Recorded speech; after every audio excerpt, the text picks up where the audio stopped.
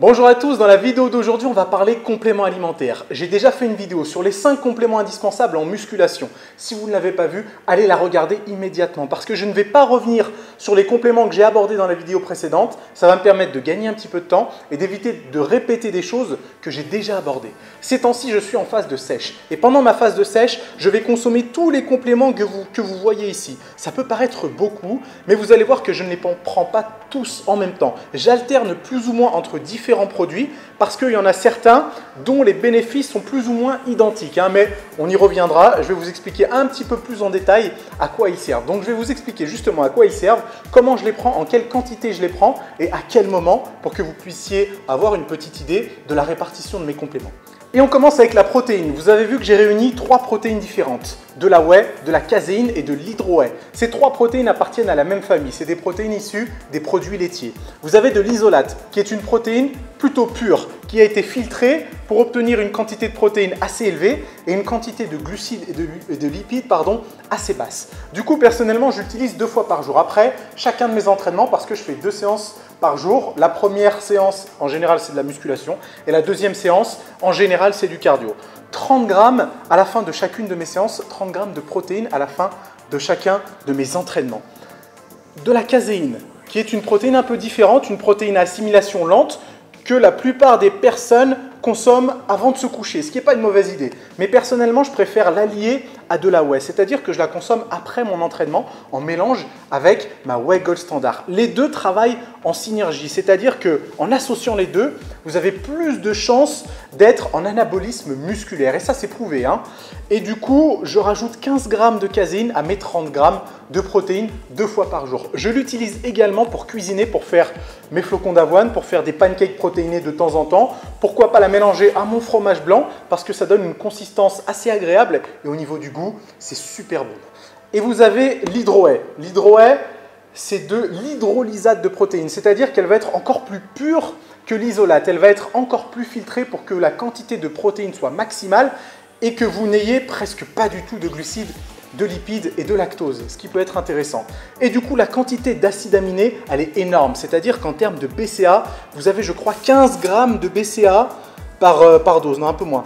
9 grammes de BCA par dose, ce qui en fait une protéine intéressante parce que vous n'avez pas besoin d'y rajouter des BCA. L'hydro-whey, je l'utilise de temps en temps, pas tous les jours, en remplacement de la Gold Standard, c'est-à-dire à raison de 30 grammes. Le ZMA, le Fish Oil et l'Optimane, je ne reviens pas sur le sujet parce que je l'ai abordé dans la vidéo précédente. Pour moi, c'est des compléments qui sont indispensables. Du zinc, du magnésium, un multivitamine et des oméga 3. Vous ne pouvez pas vous en passer, il faut absolument que ça figure dans votre stack de compléments.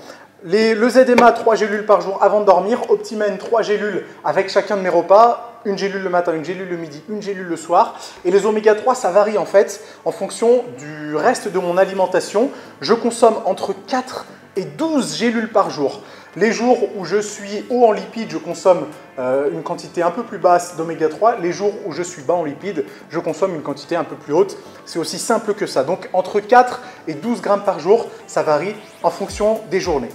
On a ensuite de la créatine, je ne vais pas revenir dessus, j'en consomme 5 grammes par jour après ma séance. Je ne divise pas les doses, je prends tout simplement 5 grammes et après ma séance, parce qu'il y a certaines études qui prouvent que si votre objectif c'est l'hypertrophie, vous aurez plus d'effet en prenant 5 grammes après la séance que 5 grammes avant la séance. Ne me demandez pas pourquoi, j'ai aucune idée de comment ça fonctionne. Ensuite, les pré-workouts. J'ai 2 pré-workouts que j'utilise, le Platinum Pré et l'Amino Energy. Ces temps-ci, j'ai eu pas mal de questions sur l'Amino Energy parce que la plupart des gens ne savent pas si c'est vraiment un pré-workout ou juste des acides aminés. D'abord, qu'est-ce que c'est un pré-workout? Un pré-workout, c'est un produit qui serait censé vous stimuler, donc vous donner plus d'énergie, améliorer votre concentration et améliorer entre guillemets la congestion. Et c'est tout à fait ce qu'il y a dans l'Amino Energy. Vous avez de la caféine qui va vous permettre d'avoir plus d'énergie, d'être plus stimulé. Vous avez de la taurine qui vous permettra d'être mieux concentré. Et vous avez de la citrulline qui vous permettra d'améliorer la congestion, ainsi que tous les acides aminés essentiels. Vous avez aussi de la bêta-alanine qui est censé repousser le seuil de fatigue ou en tout cas repousser l'apparition de l'acidité dans le muscle. Donc du coup, vous devriez être capable d'effectuer plus de répétitions que si vous n'avez pas consommé de bêta-alanine. Et en fait, il y a un petit peu la même chose dans le Platinum Pré, sauf qu'il va être plus dosé en caféine, qu'il va y avoir moins d'acides aminés et que vous allez surtout avoir du piment. Et c'est peut-être ça l'avantage de ce complément, c'est que la présence de caféine et de piment, ça va avoir un effet stimulant, les deux vont travailler en synergie et du coup c'est censé vous réveiller un petit peu plus avant la séance et je peux vous dire que en termes de stimulation, pour moi c'est l'un de mes préférés parce qu'il est très puissant et j'aime beaucoup l'utiliser avant mes séances. Mais ces temps-ci, je consomme un peu plus d'amino-énergie parce qu'il est moins dosé en caféine et que ce n'est pas forcément une bonne idée de consommer toute l'année avant toutes ces séances un pré-workout qui est aussi dosé en caféine. L'amino-énergie, quand j'en consomme, je prends 2 doses 2 fois par jour. Donc 2 doses le matin, 2 doses le soir avant mes entraînements. Vous pouvez aussi les prendre en dehors de vos entraînements. Un petit conseil, ne le prenez pas trop tard dans la journée parce qu'il y a de la caféine, c'est un stimulant et ça risquerait de vous empêcher de dormir. Quand je prends du Platinum Pré, je n'en prends qu'une seule fois par jour. Étant donné la quantité assez élevée en caféine, je n'ai pas envie de doubler les doses parce que ce n'est pas forcément conseillé. Donc 1 à 2 doses avant l'un de mes entraînements de la journée. J'ai gardé le meilleur pour la fin. La glutamine et les BCA. Dans ma vidéo précédente, j'ai eu une vingtaine de commentaires me disant « Mais comment tu as pu faire ça? Comment tu as pu ne pas intégrer les BCA et la glutamine dans tes 5 compléments indispensables en musculation ?» La raison, elle est simple. Et je vous l'expliquais déjà dans la vidéo précédente. Je ne comprends pas comment vous pouvez prendre des BCA et de la glutamine si vous n'avez pas ces petits compléments-là. D'abord, il y a de fortes chances pour que vous soyez en carence d'oméga 3 et de zinc et de magnésium. Donc pourquoi éviter de les prendre et les remplacer par de la glutamine et des BCA, des trucs que vous avez déjà dans le corps et que vous consommez théoriquement suffisamment grâce à votre alimentation et votre apport en protéines. Ça ne veut pas dire qu'ils ne servent à rien, ça veut juste dire qu'il y a une hiérarchie à respecter et je pense, c'est mon avis, ça n'engage que moi, vous ne pouvez pas vous permettre de prendre ça si vous ne prenez pas d'abord ça. Je sais que vous avez d'autres personnes, Enzo, Jamcore, etc., qui les ont mis dans leurs compléments indispensables. Je peux le comprendre parce que c'est des compléments qu'ils aiment utiliser et avec lesquels ils ont eu des bons résultats. Et moi aussi, je les utilise. Vous l'avez vu, ils font partie de mon stack de compléments pendant ma sèche. Mais très honnêtement, et là je m'adresse à vous qui n'avez pas forcément les moyens de vous offrir 500 € de compléments par mois, si vous voulez respecter une hiérarchie, si vous voulez avoir de bons résultats, il y a sûrement d'autres compléments qu'il faut privilégier, d'autres compléments dans lesquels vous devriez mettre votre argent avant de passer à des choses qui seront intéressantes, mais peut-être un peu moins que les indispensables. Voilà, ça c'était la petite aparté. Les BCA et la glutamine, j'en utilise pas tous les jours. Je les utilise surtout quand je consomme une quantité de glucides assez basse pour éviter tout simplement de perdre en énergie et éviter le catabolisme musculaire. Ces temps-ci, vu que Optimum Nutrition, merci, ils ont sorti le Pro BCA en France, je consomme plus le Pro BCA que glutamine et BCA parce que vous avez de la glutamine et des BCA et que c'est un super bon goût.